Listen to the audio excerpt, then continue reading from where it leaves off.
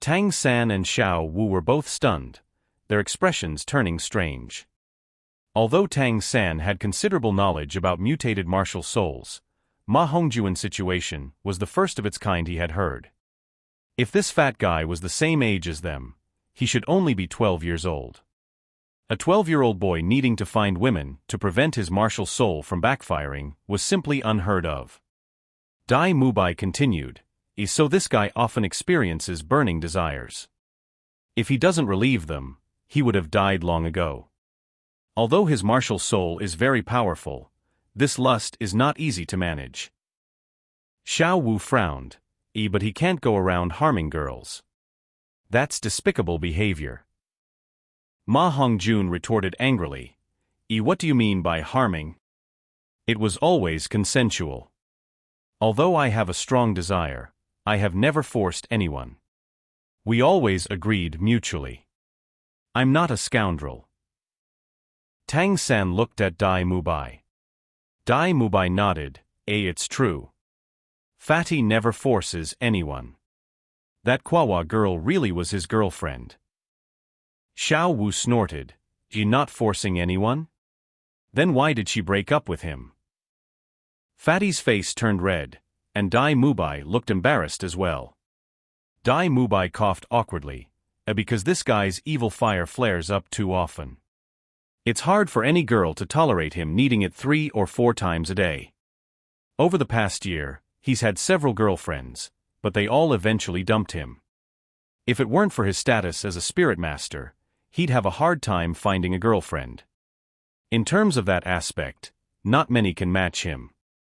That's how he got the nickname, Evil Fire Chicken. Ma Hongjun corrected irritably, It's Evil Fire Phoenix. Tang San was dumbfounded, No wonder it's called the Monster Academy. Even such a mutated martial soul exists. Xiao Wu's face turned slightly red, and she spat lightly, There really are all kinds of people. Ma Hongjun glared at Dai Mubai, If I had a pretty face like you and Oscar, I could date multiple girls at once too. You don't have to be so self-righteous. Don't think I don't know you go on 3 dates a day with different girls. Dai Mubai's evil eyes flashed, and he glanced behind him hurriedly, lowering his voice, Fatty, you can mess around with food, but not with words. Keep your voice down. Ma Hongjun laughed slyly, Aren't you usually proud of it? What's different today? Did you take the wrong medicine? Dai Mubai glared at him, Watch your mouth. If you keep ruining my reputation, don't blame me for being rude. Tang Sen couldn't help but ask, Ma Hongjun, since you don't have a girlfriend now, what will you do? Stop cultivating. Ma Hongjun shrugged, What else can I do? My life is more important. I'll ask the dean if he has any solutions. Xiao Wu said, Where do we eat at the academy? I'm starving. Dai Mubai said, Follow me. The 4 returned to the Shrek Academy grounds, and Dai Mubai led them to the academy's cafeteria. The so-called cafeteria was actually just a place where the academy had an agreement with the village, hiring a few villagers to handle the meals. The breakfast was simple but plentiful enough to fill them up. When they arrived at the cafeteria, Ning Rongrong and the cold girl Zhu Zhuqing were already there. Zhu Zhuqing seemed pale but otherwise fine.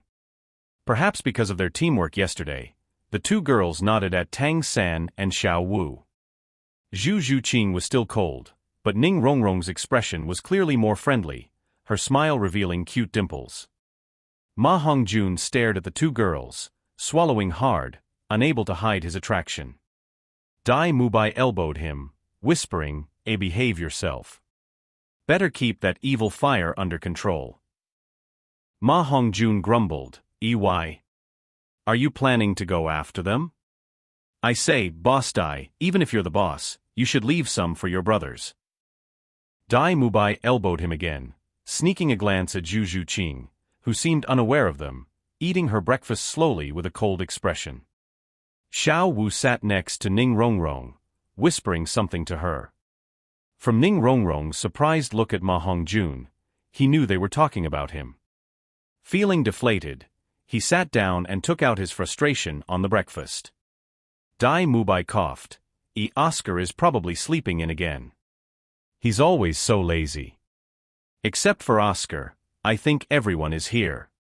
We'll be living and studying together for a while, so let's get to know each other. This fat guy is our other academy student, Ma Hongjun, with a spirit of, phoenix. Hearing the word phoenix, Zhu Zhuqing glanced up, but only briefly, before her cold gaze turned even frostier when it passed over Dai Mubai. Ma Hongjun asked, Boss Dai, I heard the new students gave teacher Zhao a hard time yesterday. Who was it? Dai Mubai pointed to Tang San. You already met him.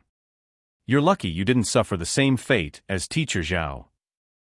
Ma Hongjun looked at Tang San in disbelief. In no way, your spirit power is a bit higher than mine, but not by much. You should be under level 30. How could you give teacher Zhao a hard time? He's a 76th level spirit sage. I don't believe it. Tang San smiled. It was just luck. His strength was his own, and he didn't need others to believe it. Dai Mubai then introduced the names and martial souls of Tang San and the other new arrivals to Ma Hongjun. He didn't explain much about Tang San's real strength, only hinting to Ma Hongjun that it would be best not to provoke him. After the introductions, Dai Mubai continued, We'll all be living and training together from now on. No need to be too formal. Including you 4 new arrivals, there are only 7 students at the academy.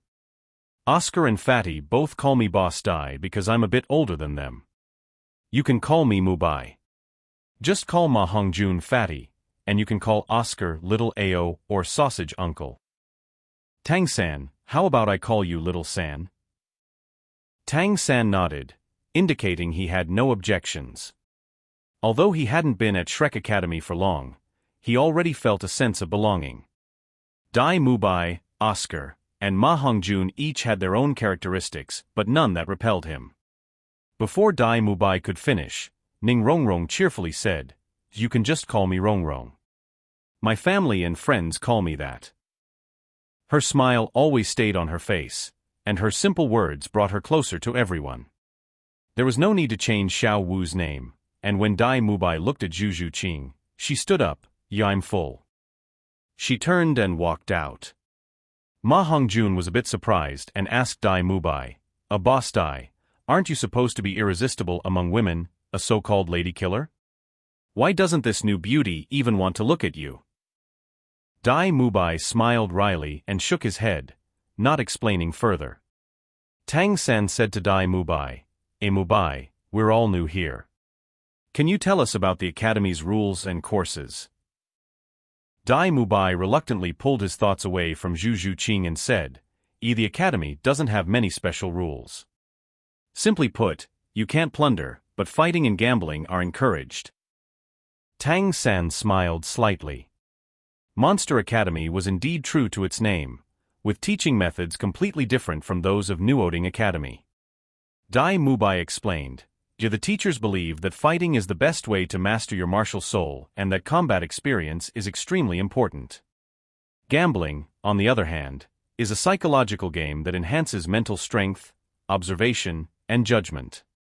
Of course, everything should be done in moderation. In short, no killing in fights, and don't lose your pants in gambling. As for the course schedule, it changes frequently based on our individual needs. Today, though, the most important task is collecting fees. The annual tuition is 100 gold coins. For spirit masters at your level, it shouldn't be a problem. Hearing this, Xiao Wu couldn't help but interject, Boss Dai, you said yesterday that the school is poor. Why is that? The teachers we met are all above level 60, some even above 70. Based on their levels, their subsidies from the Spirit Hall should be astronomical, more than enough to support a small academy. According to Xiao Wu's calculations, Spirit Masters received a monthly subsidy of 1 gold coin, Spirit Grandmasters 10, Spirit Elders 100, Spirit Ancestors 1,000, Spirit Kings 10,000, and Spirit Emperors 100,000 gold soul coins. Not to mention Zhao Wuji, who was a spirit saint, and would receive 1,000,000 gold coins monthly, a staggering number. Dai Mubai shook his head. If it were that simple, the academy wouldn't need to worry about income. But the truth is different. The subsidies are issued by the Empire through the Spirit Hall and only go up to the Spirit Elder level. Each month, you can receive 100 gold coins. Once you surpass the Spirit Elder level, the subsidies stop.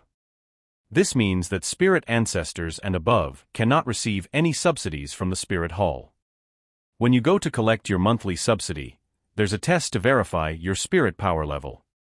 Once you exceed level 40, the subsidy stops immediately. Even Tang San was curious. Why is that? The stronger a spirit master, the more valuable they should be, right? Dai Mubai explained, it's practical. Although spirit masters are noble, their numbers are still considerable. If subsidies were provided as per the proportion, a spirit saint would receive 100,000 gold coins monthly, amounting to 1.2 million annually. Imagine if our academy's teachers alone received their full subsidies. Their annual income would equal a tenth of Soto City's total revenue. That's a massive number. Across the empire, even though high-level spirit masters are few, such subsidies could bankrupt the entire empire. Hence, the empire's policy is to support lower-level spirit masters to encourage and help them improve quickly. But once you reach level 40, you're considered quite powerful and capable of serving the empire or joining the army, where appropriate remuneration is given. Spirit masters also have the freedom to choose, and many join certain families, earning substantial income there as well. At this point, admiration showed on Dai Mubai's face. Our academy's teachers are all spirit masters who refuse to be under the protection of any power. In other words, before the academy was established, they were all lone wolves. They love freedom and despise constraints. They even disdain the titles offered by the empire. In such circumstances, what kind of income could they have? Xiao Wu asked, why don't they want the titles offered by the empire? Having a title should come with some income, right? I remember that being above level 30 can earn you a baron title from the empire, and level 40 is a viscount. Beyond that, there's no more. Ning Rongrong answered for Dai Mubai. Accepting a title from the empire also means having an obligation to serve it. In the event of war, as nobles of the empire, they must follow imperial orders to go to the battlefield. The noble title may sound good, but it's also a restrictive shackle. Many powerful spirit masters refuse noble titles because they don't want to serve any particular power. At this moment, a series of dong dong dong sounds came from outside. Dai Mubai quickly stood up and said, that's the bell summoning us to the playground. Fatty, take them directly there. I'll go get Zhu Qing. He then hurriedly left the dining hall. Ma Hongjun watched him leave and mumbled, Boss Dai seems different now. I've never seen him care so much about a woman before. Ning Rongrong chuckled, you're still young, talking about women. Ma Hongjun snorted proudly, I'm not that young. I've been with women before. Let's go, the headmaster doesn't like people being late. As he said this, he seemed to shiver, indicating he'd suffered consequences before. When the four of them arrived at the large playground, a sleepy Oscar was already there, holding a sausage he had made himself. Oscar had undergone a huge transformation. The main change was that his beard was gone. When Tang San saw him, he almost didn't recognize him. Without the full beard, Oscar looked completely different. Ma Hongjun had previously said that both Dai Mubai and Oscar had faces like gigolos, which was clearly out of jealousy. Now, Tang San understood what Ma Hongjun envied. Dai Mubai was already very handsome, especially with his distinctive heterochromatic eyes that were highly attractive. However, in terms of pure looks, he still wasn't as good-looking as the clean-shaven Oscar in front of him. Oscar's peach blossom eyes, deep-set, gave him a profound look. His face, as smooth as jade, was handsome and harmonious. His well-proportioned eyebrows and his roguish smile made him look like a charming nobleman. Of course, even the most handsome noble would look odd gnawing on a sausage. Your beard. Tang-san walked over to Oscar and couldn't help but point at his face. Oscar chuckled, quickly finishing the sausage in his hand, and whispered, with a few beauties joining us, I had to spruce up to catch their attention. You wouldn't understand. Boss Dai clearly likes that cold girl. Xiao Wu is yours, and Fatty's rough looks don't attract girls, so my target is Ning Rongrong. You won't compete with me, will you? Tang-san patted his forehead. How old are you again? Oscar replied without hesitation. 14, why? My dad had me when he was 14. Tang-san realized that Shrek Academy was indeed a good place to test one's psychological endurance. Not only were the teachers unique, but the students were all peculiar in their own right. Even he himself had skills not belonging to this world. Dai Mubai soon arrived with Zhu Zhuqing, who clearly kept a distance from him, and Dai Mubai's face was noticeably displeased. Oscar laughed gleefully. Looks like Boss Dai got turned down again. His unbeatable flirting skills are hitting a wall this time. While they were talking, a middle-aged man walked over from the other side of the playground. Seeing this man, Tang-san and Xiao Wu were clearly surprised. The man appeared to be around 50 years old, with a burly build and distinctive features, a protruding chin, wide cheekbones, a flat face, and a hooked nose. If one had to describe it, his face resembled the sole of a shoe. Although his eyes were closed, he still gave off a cunning vibe, wearing a pair of black-framed crystal glasses with rigid square frames. Xiao Wu exclaimed, Isn't this the shady uncle from the market? Oscar was surprised. What shady uncle? This is our headmaster, the founder of Shrek Academy, Four-Eyed Owl Flender. He's a level 78 spirit sage, stronger than Teacher Zhao. Plus, he has a flying beast martial soul, which is quite rare among battle spirit masters. Fatty is his direct disciple. Xiao Wu murmured, Fortunately, he's only level 78. I never expected that the iconic phrase, we only accept monsters, not ordinary people came from him. Sausage Uncle, do we have any spirit masters of the title Dolua level in our academy? Oscar shook his head. Please call me Oscar, the sausage specialist. Do you think title Dolua are as common as cabbages? There are fewer than 100 title Dolua level powerhouses across the entire continent, all supported by the Empire and its subordinate kingdoms. As for title Dolua, there are only about 10 in the two empires combined. They are not easy to come by.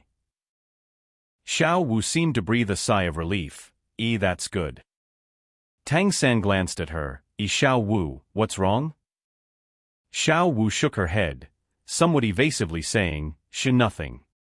Xiao-san, do you think that shady uncle will remember us? Tang-san smiled wryly. It's only been 2 days, so he probably hasn't forgotten. However, since he's the headmaster, he shouldn't hold a grudge against you for your offense. Oscar chuckled softly. You're wrong there. Our headmaster, Flender, is notorious for holding grudges. But his biggest strength is his fierce loyalty to his students. As Flender approached, his gaze suddenly shifted towards them and settled on Oscar, a playful glint in his eyes. Oscar was shocked. Oh no, he might have heard what I said.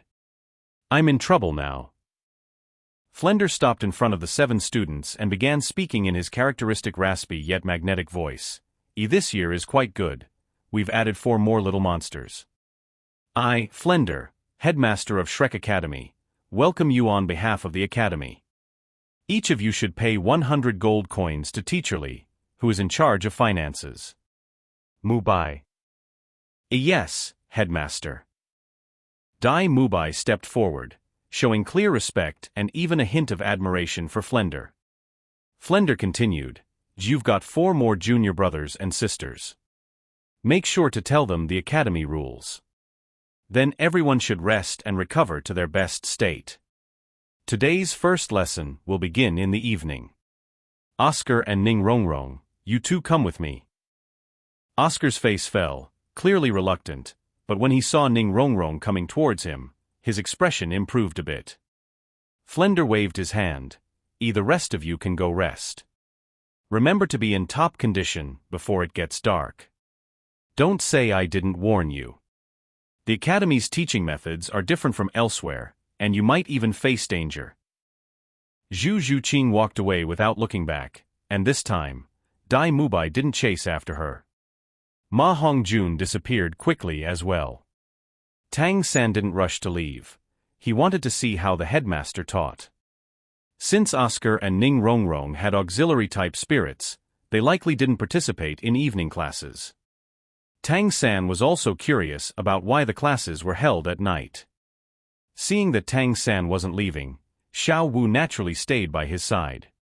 Flender didn't mind and continued speaking to Oscar and Ning Rongrong. Everyone has their own way of cultivation. Different martial spirits require different cultivation methods. On the Dolua continent, there are almost no identical martial spirits, so the Academy's teaching focuses not on how to cultivate your martial spirit, but on how to use it, how to better preserve yourself in future battles, and assist your companions. Tang San found Flender's words familiar and realized that his master had said similar things, albeit in more detail. Oscar seemed to have heard similar speeches before and remained nonchalant, while Ning Rongrong nodded in agreement. Flender continued, You two are both auxiliary-type spirit masters, one with attribute enhancement, the other with food-type martial spirit. Spirit masters like you need companions' protection, whether on the battlefield or in daily life. Otherwise, survival is difficult. Oscar, tell me, how can an auxiliary spirit master best protect themselves on the battlefield?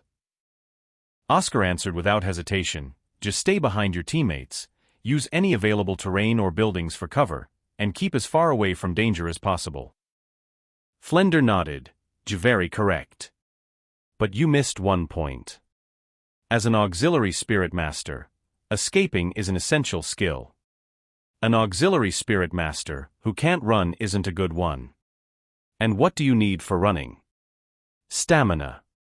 Even though spirit masters have better physical strength due to their spirit power, you might face battle spirit masters as enemies. Therefore, as an auxiliary spirit master, you also need to train your stamina. In critical moments, an extra step might save your life. Oscar knew Flender well and secretly smiled bitterly, knowing he wouldn't escape today's training. Sure enough, after a long speech, Flender nodded to Oscar and Ning Rongrong. Your task today is stamina training. Start now, running 20 laps around the village. If you haven't finished by lunch, you don't get to eat. You can use your martial spirits to assist. Now, go. Oscar, lead the way. Yes. Ning Rongrong responded and started running immediately. Oscar looked a bit resentfully at Tang San and the others before following. Although the village where Shrek Academy was located wasn't large, Oscar knew that Flender meant running around the entire village, including the fields. Each lap was at least 3 kilometers. 20 laps meant a terrifying total distance. With more than 20 levels of spirit power, completing this course before noon was still a daunting task for auxiliary spirit masters. Even for battle spirit masters, it wouldn't be easy. Watching Oscar and Ning Rongrong run off, Flender pointed to Tang San, Yu, come with me. Tang San nodded, gesturing behind him to Xiao Wu, who wanted to follow. Only then did he stride forward to catch up with Flender. Flender's office, which also served as his living quarters, was located not far from the small training ground where Tang San had fought Zhao Wuji the previous day. The room was sparsely furnished with only the essential items. Flender sat down behind his desk and looked at Tang San with a complex expression in his eyes. How was the master?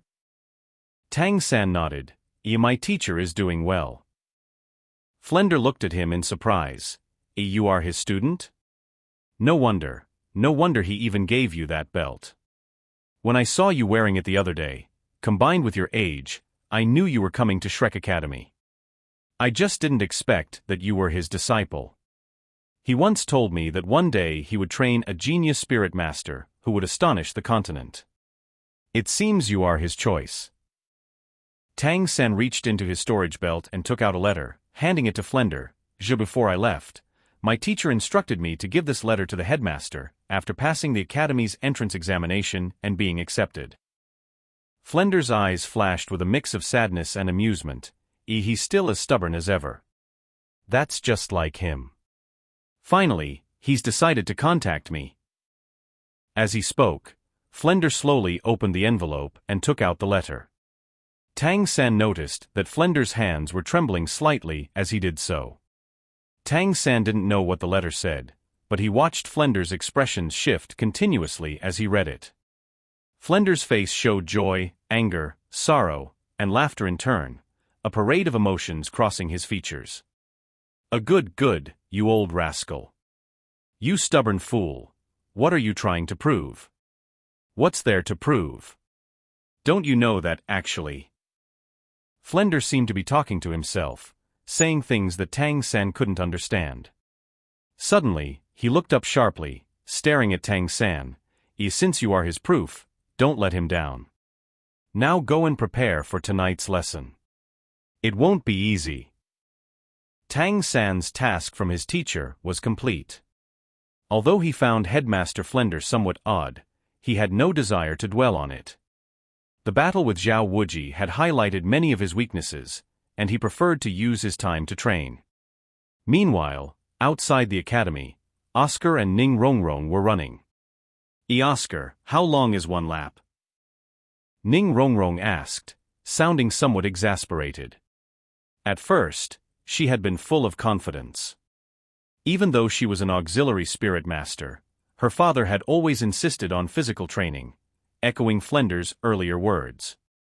So, her physical condition was quite good. While she wasn't as strong as a battle spirit master, her long-term training had given her a healthy body, and she was particularly good at running. However, since leaving the academy, despite Oscar leading the way, they hadn't completed a single lap, and a considerable amount of time had passed. At this pace, they wouldn't finish before lunch, and even dinner seemed uncertain. Moreover, their stamina was steadily decreasing, making it impossible to maintain this speed indefinitely. Oscar sighed. I told you when we started, this task is practically impossible. But don't worry, we are two auxiliary spirit masters. We don't have to fear going hungry. Would you like to eat something? Ning Rongrong glanced at him with a peculiar expression. Although she was young, her charming gaze carried a certain allure. Oscar, feeling his bones go soft under her gaze, grinned and offered, I've got a big sausage. With a flash of light, a fragrant sausage appeared in his hand, which he handed to Ning Rongrong. My sausage, my first spirit ring ability, is for recovery. It can promote healing and restore stamina. Have some. With my sausage, we won't have to worry about food, even if we run 20 or 200 laps. Ning Rongrong looked at Oscar oddly and then said something surprisingly bold. I've got 2 thick slices of bread myself. Eat your own damn sausage. With that, the 7-treasure glazed tile pagoda appeared, providing her with an agility boost. Her speed increased dramatically as she ran ahead. Oscar was left momentarily stunned. Even Tang San or Dai Mubai would have found it unbelievable to hear such words from the usually elegant Ning Rongrong. They didn't know her true nature within the 7-treasure glazed tile sect, and Ning Rongrong could no longer suppress her true self. 7-treasure glazed tile sect, meeting hall. On the north side of the hall, facing south, was a large chair carved from rosewood, its back inlaid with a large jade stone. The jade was a beautiful green, emitting a faint, gentle glow, an exquisite piece of warm jade. Seated on the chair was a man with a refined and gentle appearance. He looked to be in his 40s, his features were elegant, and he wore a spotless white robe. His demeanor was calm and composed, and his long, smooth black hair was draped casually over his back. He looked every bit like an ordinary person. He was watching a young man in white kneeling before him. Reporting to the sect master, The young lady has arrived at Shrek Academy and successfully passed the entrance examination, the young man said respectfully. The middle-aged man nodded, a look of helplessness crossing his face. It's good for that little troublemaker to get some experience outside. Otherwise, she'd turn the entire 7 treasure glazed tile sect upside down. How are things at Shrek Academy?